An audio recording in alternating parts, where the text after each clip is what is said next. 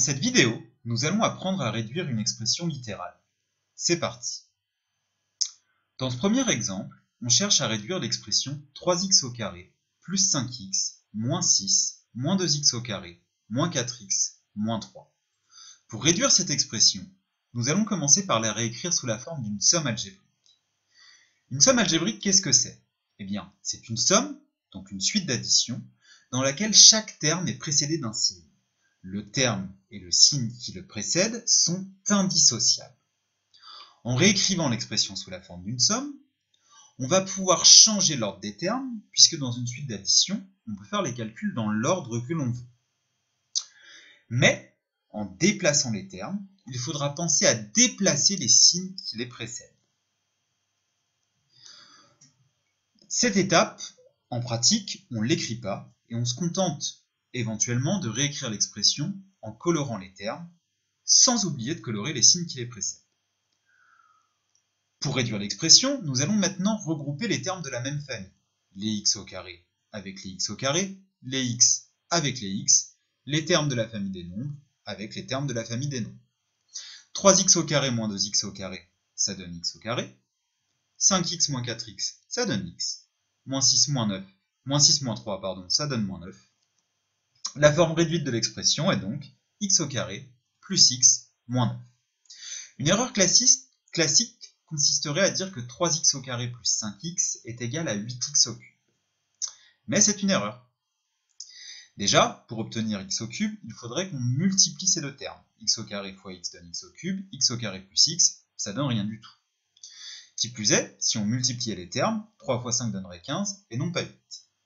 Pour éviter cette erreur, je te conseille de raisonner avec des exemples concrets. C'est pas très mathématique, mais ça marche plutôt bien. 3 pommes moins 2 pommes, ça donne une pomme. 5 poires moins 4 poires, ça donne une poire. Par contre, 3 pommes plus 5 poires, ça donne 3 pommes plus 5 poires. Comme dirait un de mes collègues, en mathématiques, on ne fait pas des salades de fruits.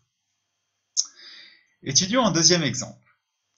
On cherche maintenant à réduire l'expression 5x moins 7 moins 3x moins 9. Le 3x moins 9, il est entre parenthèses.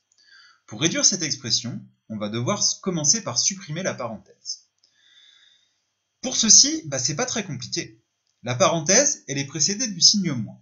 Ça veut dire qu'on va soustraire chacun des termes de la parenthèse. Mais, je te rappelle que chaque terme est précédé d'un signe. On va donc réécrire l'expression en supprimant la parenthèse, et on obtient donc 5x, moins 7, moins 3x, moins 9.